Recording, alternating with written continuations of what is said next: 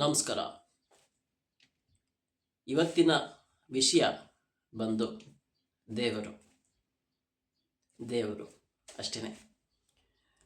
So ಇದರ ಬಗ್ಗೆ ನಾನು ಮಾತಾಡೋದಕ್ಕೆ ಹೊರಡ್ತೀನಿ. ಏನಕ್ಕೆ ಈ ಟಾಪಿಕ್ ಬಗ್ಗೆ ಮಾತಾಡಬೇಕು ಅಂತ ಅಂದ್ಕೊಂಡೆ ಅಂದರೆ, ಅನೇಕ ಯೂಟ್ಯೂಬ್ ವಿಡಿಯೋಗಳು ದಿನ ಬೆಳಗಾದ್ರೆ ನೋಡ್ತಾನೇ ಇದ್ದೀನಿ. ಅಲ್ಲಿ ಆ ಪವಾಡ, ಆ ಇದು, ಹಾಗೆ ಹೀಗೆ, ಆ ಕತೆ ಕೇಳಿದ್ದೀರಾ, ಇದು ಏನೇನೋ ಬರ್ತಾ ಇದೆ ಟಾಪಿಕ್ಸು. ನಾನು ನೋಡ್ತಾ ಇದ್ದೀನಿ. ಓಕೆ, ಅನೇಕ ವಿಚಾರಗಳು ಬರ್ತಾ ಇದೆ, ಗೊತ್ತಿಲ್ಲದೆ ಇರೋ ವಿಚಾರಗಳು, ಅನೇಕ ವಿಷಯಗಳು ಜನರು ಹೇಳ್ತಾ ಇದ್ದಾರೆ. ಆದ್ದರಿಂದ ಮೇ ಬಿ ಓಕೆ, ಇದು ನನ್ನೊಬ್ಬನಿಗೆ ಬರ್ತಾ ಇದೆ ಅಂದರೆ ಅದು ಪರವಾಗಿಲ್ಲ. ಬಟ್ ಅನೇಕ ವ್ಯೂವ್ಸು, ಅದು ಟ್ರೆಂಡ್ ನೋಡಿದಾಗ ಸೋ ಮೆನಿ ಆಫ್ ದ ಪೀಪಲ್ಗೆ ಅದು ರೀಚ್ ಆಗ್ತಾ ಇದೆ. ಹಂಗಿದ್ರೆ ಪಕ್ಕಾ ಡೇಟಾ ಕನ್ಸ್ಯೂಮ್ ಮಾಡ್ತಾ ಇದ್ದಾರೆ ಜನ. ಆದ್ದರಿಂದ ದೇವರು ಅನ್ನೋ ಒಂದು ಟಾಪಿಕ್ ಮೇಲೆ ಈಗ ರೀಸೆಂಟ್ ಡೇಸಲ್ಲಿ ಸ್ವಲ್ಪ ಬೂಮ್ ಆಗ್ತಾ ಇದೆ. ಅದನ್ನು ನೋಡಿದೆ. ಆಗ ನೋಡಿದಾಗ ನಾನು ನೋಟಿಸ್ ಮಾಡಿದಂಥ ವಿಷಯಗಳನ್ನು ನಾನು ನಿಮ್ಮ ಹತ್ರ ಹೇಳೋದಕ್ಕೆ ಇಷ್ಟಪಡ್ತೀನಿ. ಸೊ ಈ ದೇವರು ಅನ್ನುವಂಥ ಒಂದು ವಿಚಾರ ಬಂದಾಗ ನನ್ನ ಒಂದು ನೋಡೋ ದೃಷ್ಟಿಕೋನ ಹೇಗಿದೆ ಅಂದರೆ, ಯಾರು ದೇವರನ್ನ ನೋಡ್ತಾ ಇರೋದು, ಯಾವುದು ದೇವರು? ಈ ಎರಡು ಪ್ರಶ್ನೆಯನ್ನು ನಾನು ಮುಂದಿಟ್ಟು ದೇವರನ್ನು ಅರ್ಥಕೊಳ್ಳೋದಕ್ಕೆ ಪ್ರಯತ್ನ ಪಡ್ತೀನಿ. ಹೇಗೆ ದೇವರು ಅನ್ನೋದು ಯಾರು ದೇವರು ಅನ್ನುವಂಥ ಪ್ರಶ್ನೆ ಕೇಳಿದಾಗ ನಾನು ನೋಡ್ತೀನಿ, ಗಲ್ಲಿನಲ್ಲೂ ದೇವಸ್ಥಾನಗಳಿದೆ. ಈ ಕ್ರಾಸಲ್ಲಿ ಒಂದು ದೇವಸ್ಥಾನ ಇದೆ, ಆ ಮೂಲೆಯಲ್ಲಿ ಒಂದು ದೇವಸ್ಥಾನ ಇದೆ, ಹಾಲ್ ಡೈರಿ ಹತ್ರ ಒಂದು ದೇವಸ್ಥಾನ ಇದೆ, ದೊಡ್ಡ ದೊಡ್ಡ ಸರ್ಕಲ್ ಹತ್ರ ಎಲ್ಲ ದೇವಸ್ಥಾನ ಇದೆ, ಏನೇನೋ ದೇವಸ್ಥಾನಗಳಿದೆ. ದೇವಸ್ಥಾನಗಳು ಹೇಗಿದೆ ಅಂದರೆ, ಕೆಲವು ಏರಿಯಾಗಳಿಗೆ ಅದೊಂದು ಲ್ಯಾಂಡ್ ಮಾರ್ಕ್ ಆ ಥರ ಆಗಿದೆ, ಆ ಥರ ಎಲ್ಲ ಇದೆ.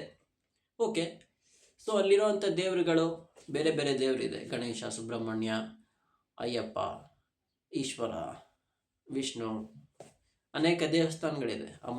ಏನೇನೋ ಒಂದು ಹೆಣ್ಣು ದೇವರುಗಳು, ಅನೇಕ ದೇವಸ್ಥಾನಗಳಿದೆ. ಓಕೆ, ಸೊ ದೇವರು ಅಂತ ಬಂದಾಗ ಅನೇಕ ದೇವರಿದೆ, ಒಂದೇ ದೇವರಲ್ಲ. ಅದರಿಂದ ಅನೇಕ ವಿಚಾರ ಇದೆ ಅಂತ ಅಲ್ಲಿ ಗೊತ್ತಾಗುತ್ತೆ. ಓಕೆ, ಸೊ ಅನೇಕ ವಿಚಾರ ಇದೆ ಅಂತ ಹೇಳಿದಾಗ ಯಾಕೆ ವಿಷ್ಣುಗೂ ಶಿವನಿಗೂ ಏನು ವ್ಯತ್ಯಾಸ? ಆ ಥರ ನೋಡಿದಾಗ ಕೆಲವು ಗುಣಗಳು, ಸೊ ಆ ಥರ ಕೆಲವು ಅನೇಕ ವಿಚಾರಗಳಿದೆ ದೇವರು ಅನ್ನೋವಂಥ ಟಾಪಿಕ್. ಓಕೆ, ಇದು ದೇವರಾಯ್ತಾ? ಆದರೆ ದೇವರು ಯಾರು? ನಾನು ದೇವರನ್ನು ಹೇಗೆ ನೋಡಬೇಕು? ನಾನು ದೇವರ ಬಗ್ಗೆ ತಿಳ್ಕೊಳ್ಳುವಂತಹ ಸತ್ಯ, ತಿಳ್ಕೊಳ್ಳುವಂತಹ ವಿಚಾರ, ಅದು ನಿಜವಾಗ್ಲೂ ಕರೆಕ್ಟಾಗಿದೆಯಾ? ಅದು ನನಗೆ ನಿಜವಾಗ್ಲೂ ಮುಖ್ಯವಾಗಿದೆಯಾ? ಆ ಒಂದು ದೇವರು ಅನ್ನುವಂಥ ಒಂದು ಅಂಶವನ್ನು ನಾನು ತಿಳ್ಕೊಂಡ್ರೆ ನನಗೇನು ಸಿಗುತ್ತೆ? ಸರಿ, ಅದು ತಿಳ್ಕೊಂಡಾದ್ಮೇಲೆ ಅದನ್ನು ಪೂಜೆ ಮಾಡಿದಾಗ ನನಗೇನು ಸಿಗುತ್ತೆ? ಇಷ್ಟು ದಿನ ನಮ್ಮ ಮನೆಯಲ್ಲಿ ಪೂಜೆ ಮಾಡ್ಕೊಂಡು ಬಂದಿದ್ದಾರೆ, ಅದರಿಂದ ಏನು ನಡೀತಾ ಇದೆ? ಅನೇಕ ತಲೆಮಾರುಗಳಿಂದ ಅನೇಕ ದೇವಸ್ಥಾನಗಳಿಗೆ ಹೋಗಿ ಬರ್ತಾ ಇದ್ದಾರೆ, ಅದರಿಂದ ಏನು ನಡೀತಾ ಇದೆ, ಏನಾಗ್ತಾ ಇದೆ ಇನ್ನುವಂಥ ಈ ವಿಚಾರಗಳನ್ನೆಲ್ಲ ತಿಳ್ಕೊಂಡಾಗ ನಮಗೆ ಒಂದು ಗ್ರಿಪ್ ಸಿಗುತ್ತೆ. ಓಕೆ, ಏನು ದೇವರು ಹಿಂಗಿರ್ಬೋದು, ಹಂಗೆ ಹಿಂಗಿರ್ಬೋದು ಅಂತ. ಬಟ್ ಇಲ್ಲಿ ಕೆಲವು ವಿಚಾರಗಳು ನೋಡಿದಾಗ ದೇವರು ಅನ್ನೋ ಒಂದು ನಂಬಿಕೆ ಜೊತೆ ಅನೇಕ ಗೊತ್ತಿಲ್ಲದೆ ಇರುವಂತಹ, ನಮಗೆ ಕೆಲವು ವಿಚಾರಗಳು ನಿಜವಾಗ್ಲೂ ಗೊತ್ತಿಲ್ಲ, ಅದನ್ನು ಜನ ನಮಗೆ ಹೇಳೋದಕ್ಕೂ ಬಯಸಲ್ಲ. ಸೊ ಅಂಥ ವಿಚಾರಗಳನ್ನು ಅವರು ಪವರ್ ಆಗಿ ಯೂಸ್ ಮಾಡಿಕೊಂಡು ಅವರು ಅದನ್ನು ಮನಿಯಾಗಿ ಕನ್ವರ್ಟ್ ಮಾಡ್ಕೊತಾರೆ. ಅದೇ ನಂಬಿಕೆ, ಅದೇ ನಮಗೆ ಗೊತ್ತಿಲ್ಲದೆ ಇರುವಂತಹ ಶಾಸ್ತ್ರ ಸಂಪ್ರದಾಯ, ಅದೇ ನಮಗೆ ಗೊತ್ತಿಲ್ಲದೆ ಇರುವಂತಹ ಜ್ಯೋತಿಷ್ಯ ಇರ್ಬೋದು. ತುಂಬ ವಿಚಾರಗಳು ಬರುತ್ತೆ. ಸೊ ಈ ಥರ, ಸೊ ನಾವು ಅಂಥ ವ್ಯಕ್ತಿಗಳ ಹತ್ರನೇ ಹೋಗಿ ತಿಳ್ಕೊಳ್ಬೇಕು. ಆವಾಗಲೇ ನಮಗೆ ಗೊತ್ತಾಗುತ್ತೆ. ಅದಕ್ಕೆ ಅವರು ಅದಕ್ಕೆ ತಕ್ಕಂಗೆ ಹಣ ಇಸ್ಕೊಳ್ತಾರೆ, ಏನೇನೋ ಮಾಡ್ತಾರೆ. ಓಕೆ, ಸೊ ಈ ಥರ ಇದೆಲ್ಲ ದೇವರು ಅನ್ನೋ ಒಂದು ಅಂಶದ ಒಳಗಡೆ ಬರ್ತಾ ಇದೆ. ಸೊ ದೇವರು ಯಾರು? ನಾನು ಯಾಕೆ ದೇವ್ರನ್ನ ಪೂಜೆ ಮಾಡಬೇಕು? ಈ ಪ್ರಶ್ನೆಯನ್ನು ಕೇಳೋದಕ್ಕಿಂತ ಮುಂಚೆ ನಾನು ಯಾಕೆ ದೇವರನ್ನ ಈ ಪ್ರಶ್ನೆನ ಕೇಳ್ತಾ ಇರೋನು ಯಾರು ಅಂತ ನಾನು ಮೊದಲನೇ ಇದರಿಂದ ನೋಡ್ತೀನಿ. ಏಕೆ ಅಂದರೆ ಭಾರತದಲ್ಲಿ ಅನೇಕ ದೇವಸ್ಥಾನಗಳಿದೆ, ಅನೇಕ ಜ್ಯೋತಿರ್ಲಿಂಗಗಳಿದೆ, ಅನೇಕ ದೇವಸ್ಥಾನಗಳಿದೆ, ಏನೇನೋ ಇದೆ, ತುಂಬ ಪ್ರಭಾವಿತ ವ್ಯಕ್ತಿಗಳು, ಸೊಸೈಟಿನಲ್ಲಿ ತುಂಬ ಪ್ರಬಲವಾಗಿರುವಂಥ ವ್ಯಕ್ತಿಗಳು ದೇವಸ್ಥಾನಗಳಿಗೆ ಹೋಗ್ತಾ ಇದ್ದಾರೆ, ಪೂಜೆ ಮಾಡಿಸ್ತಾರೆ, ಏನೇನೋ ಮಾಡ್ತಾ ಇದ್ದಾರೆ. ಸೊ ನಮ್ಮ ಕೈಯಲ್ಲಿ ಆ ಹಂತಕ್ಕೆ ಹೋಗೋಕ್ಕಾಗಲ್ಲ. ಆ ಹಂತಕ್ಕೆ ಹೋಗಬೇಕು ಅಂದರೆ ಮೇ ಬಿ ಒಬ್ಬ ಸಾಮಾನ್ಯ ವ್ಯಕ್ತಿ, ಓಕೆ ನಾನು ಆ ದೇವಸ್ಥಾನಕ್ಕೆ ಹೋಗಿ ಪೂಜೆ ಮಾಡಿಸಿದ್ರೆ ನಾನು ಒಂದು ಸ್ವಲ್ಪ ಅಪ್ಗ್ರೇಡ್ ಏನಾದ್ರು ಪಡಿಬೋದು ಜೀವನದಲ್ಲಿ, ಆ ಥರ ಏನಾದರೂ ಒಂದು ನಂಬಿಕೆ ಭಾವನೆ ಬರ್ಬೋದೇನೋ. ಆದ್ದರಿಂದನೂ ಕೆಲವು ಜನರು ಕೆಲವು ಜಾಗಗಳನ್ನು ಬಿಟ್ಟು ತಮ್ಮ ಮನೆ ದೇವರು ಅಂತಿರುತ್ತಲ್ಲ, ಅದನ್ನು ಬಿಟ್ಟು ಬೇರೆ ಬೇರೆ ದೇವರುಗಳಿಗೆಲ್ಲ ಹೋಗ್ತಾರೆ, ನಂಬಿಕೊಂಡು ಸೇವೆಗಳನ್ನೆಲ್ಲ ಮಾಡಿಸ್ತಾರೆ. ಸೊ ಈ ಥರ ಅನೇಕ ವಿಚಾರಗಳು ಬರುತ್ತೆ. ಆ ಥರ ನಡೀತಾ ಇರೋದ್ರಿಂದ ನಾನು ಅಬ್ಸರ್ವ್ ಮಾಡಿದಂತಹ ಒಂದು ವಿಚಾರ ಏನು ಅಂದರೆ, ಈ ದೇವರು ಅನ್ನುವಂಥ ಒಂದು ಅಂಶವನ್ನು ನೋಡ್ತಾ ಇರುವಂಥ ವ್ಯಕ್ತಿ ಯಾರು? ಅದು ನಾವು, ಇಂಡಿವಿಜುವಲ್ ವ್ಯಕ್ತಿ ಅಲ್ವಾ? ನಾವು ಈ ಪ್ರಶ್ನೆಯನ್ನು ಕೇಳ್ತಾ ಇದ್ದೀವಿ. ನಾವು ಈ ದೇವರು ಯಾರು, ದೇವರ ಬಗ್ಗೆ, ದೇವರಿಗೆ ಒಂದು ಸೇವೆನೋ, ದೇವರಿಗೆ ಒಂದು ಹಣನೋ, ದೇವರಿಗೆ ಒಂದು ಕೆಲಸವನ್ನು ಮಾಡ್ತಾ ಇರುವಂಥವ್ರು ನಾವು. ಸೊ ಆದ್ದರಿಂದ ಈ ಒಂದು ದೇವರು ಅನ್ನುವಂಥ ಒಂದು ಟಾಪಿಕ್ಕು ಬರೀ ದೇವ್ರಿಗೆ ಮಾತ್ರ ಸೀಮಿತ ಆಗಿಲ್ಲ. ಇದು ಅದಕ್ಕಾಗಿ ಕೆಲಸ ಮಾಡ್ತಾ ಇರುವಂತಹ, ಅದಕ್ಕಾಗಿ ಆ ದೇವರನ್ನು ಪಡ್ಕೊಳ್ಬೇಕು, ದೇವರ ಅನುಗ್ರಹವನ್ನು ಪಡಿಬೇಕು, ನಾವು ಒಂದು ಉನ್ನತ ಸ್ಥಿತಿಗೆ ಏರಬೇಕು ಅನ್ನುವಂತಹ ಇಂಡಿವಿಜುವಲ್ ವ್ಯಕ್ತಿನೂ ಇಂಪಾರ್ಟೆಂಟ್ ಆಗಿದ್ದಾನೆ. ಅವನು ಯಾವ್ಯಾವ ಕೆಲಸಗಳು ಮಾಡ್ತಾ ಇದ್ದಾನೆ ಅನ್ನೋದು ಅದು ಇಂಪಾರ್ಟೆಂಟ್. ಯಾಕೆ ಅಂದರೆ ದೇವರನ್ನು ಪಡ್ಕೊಳ್ಳೋದಕ್ಕೆ ಅನೇಕ ಮಾರ್ಗಗಳಿದೆ ನಮ್ಮ ಇಂಡಿಯನ್ ಫಿಲಾಸಫಿನಲ್ಲಿ. ಅದರಲ್ಲಿ ಬಲಮಾರ್ಗದಲ್ಲಿ ಹೋದಾಗ ಅದು ಸಾತ್ವಿಕವಾಗಿದೆ, ಎಡಮಾರ್ಗದಲ್ಲಿ ಹೋದಾಗ ಅದು ಅಸಾತ್ವಿಕವಾಗಿದೆ. ಸಾತ್ವಿಕ ಇನ್ ದ ಸೆನ್ಸ್ ಯಾವುದೇ ಒಂದು ಪ್ರಾಣಿ ಬಲಿ ಕೊಡದೆ, ಯಾವುದೇ ಒಂದು ಹಾನಿ ಮಾಡದೆ ಮಾಡುವಂತಹ ಪೂಜಾ ಕಾರ್ಯಕ್ರಮ ವಿಧಿವಿಧಾನಗಳನ್ನ ಸಾತ್ವಿಕ ಅಂತ ಕರೀತಾರೆ. ಸೊ ಅಸಾತ್ವಿಕವಾಗಿರುವಂತಹ ವಿಚಾರಗಳಿಂದನೂ ದೇವರನ್ನು ಪಡಿಬೋದು ಅನ್ನುವಂತಹ ಆವಿಷ್ಕಾರವನ್ನು ಮನುಷ್ಯರು ಹಿಂದಿನ ತಲೆಮಾರುಗಳಲ್ಲಿ ಮಾಡಿದ್ದಾರೆ. ಸೊ ಆ ಥರ. ಸೊ ಫಾರ್ ಎಕ್ಸಾಂಪಲ್ ಏನದು,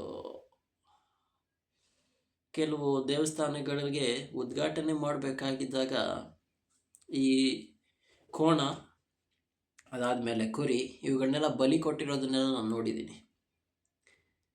ಅದು ಏನು, ದೇವಸ್ಥಾನವನ್ನು ಉದ್ಘಾಟನೆ ಮಾಡುವಂಥ ಸಂದರ್ಭದಲ್ಲಿ, ಅದಾದಮೇಲೆ ನಮ್ಮ ಗಲ್ಲಿನಲ್ಲಿ ಅಣ್ಣಮ್ಮ ಅವ್ರನ್ನೆಲ್ಲ ಕೂರಿಸ್ತಾರಲ್ಲ, ಆವಾಗ ಕೆಲವು ಮನೆ ತಂದವರೆಲ್ಲ ಕುರಿಗಳನ್ನೆಲ್ಲ ಬಲಿ ಕೊಡ್ತಾರೆ, ಕೋಳಿಗಳನ್ನೆಲ್ಲ ಬಲಿ ಕೊಡ್ತಾರೆ.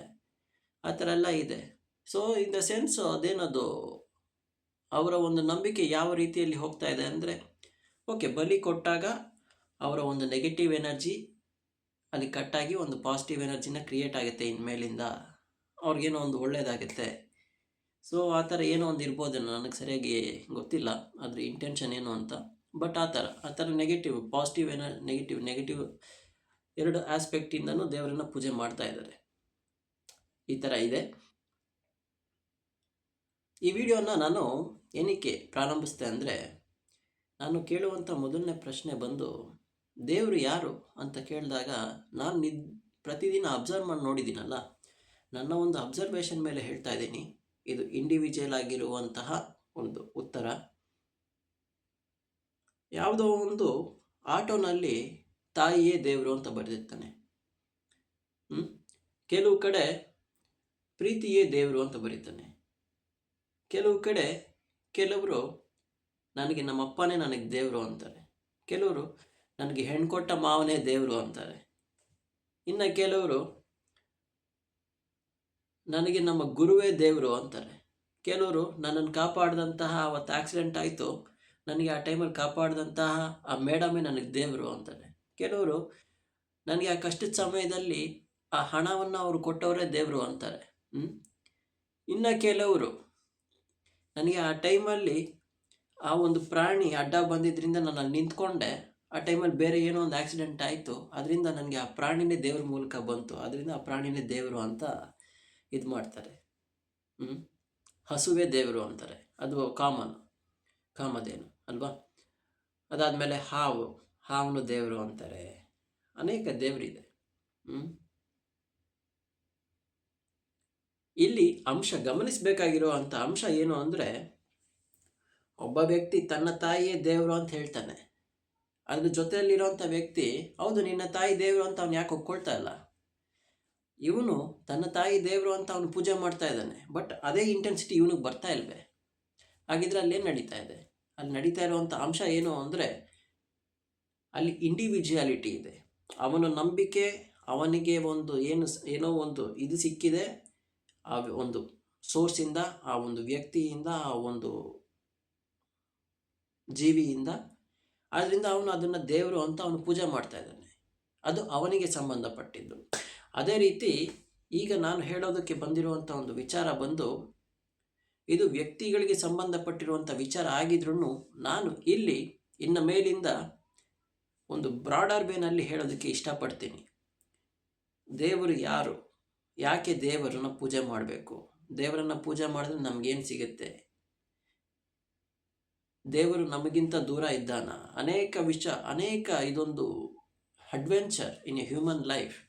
ಬಿಕಾಸ್ ಅದಷ್ಟು ಸುಲಭವಾಗಿ ಅರ್ಥ ಆಗಲ್ಲ ಅಲ್ವಾ. ನಮಗೆ ಯಾವುದು ತುಂಬ ಕಷ್ಟ ಆಗುತ್ತೋ ಪಡ್ಕೊಳ್ಳೋದಕ್ಕೆ, ಯಾವುದು ತುಂಬ ತುಂಬ ತುಂಬ ನಮಗೆ ಅದು ನಮ್ಗೆ ಗೊತ್ತಾಗ್ತಾ ಇಲ್ವೋ, ಅದಕ್ಕೆ ಪವರ್ ಇರುತ್ತೆ ಯಾವಾಗ್ಲೂ.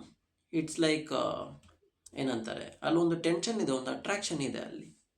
ಯಾಕೆಂದರೆ ನಮಗೆ ಅದು ಈಸಿಯಾಗಿ ಸಿಕ್ಕಲ್ಲ ಅಂದಾಗ ನಮ್ಮ ಗಮನ ನಮಗೆ ಗೊತ್ತಿದ್ದೇನೋ ಅಲ್ಲಿ ಒಂದು ಇರುತ್ತೆ, ಒಂದು ಗಮನ ಇರುತ್ತೆ.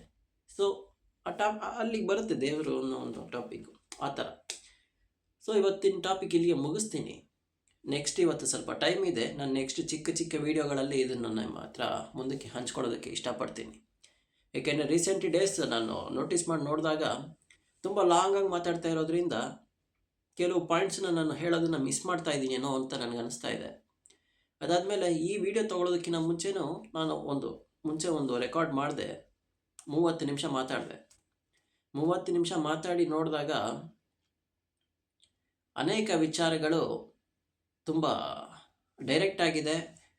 ಅದಾದಮೇಲೆ ಅದು ಒಂದು ಕಾಂಟ್ರವರ್ಷಿಯಲ್ ಆಗಿಬಿಡುತ್ತೆ. ಅದಾದಮೇಲೆ ಅದು ಹ್ಯೂಮನ್ ಬಿಲೀಫ್ಗೆ ಅದು ತುಂಬ ಹೊಡೆತ ಬೀಳೋ ಥರ ಇತ್ತು. ಆದ್ದರಿಂದ ನಾನು ಅದನ್ನು ಪೋಸ್ಟ್ ಮಾಡಲಿಲ್ಲ. ಅದಕ್ಕೆ ನಾನು ಈ ವಿಡಿಯೋನ ಚಿಕ್ಕದಾಗಿ ಮಾಡೋಣ ಅಂಥೇಳಿ ಇದು ಮಾಡಿದೆ.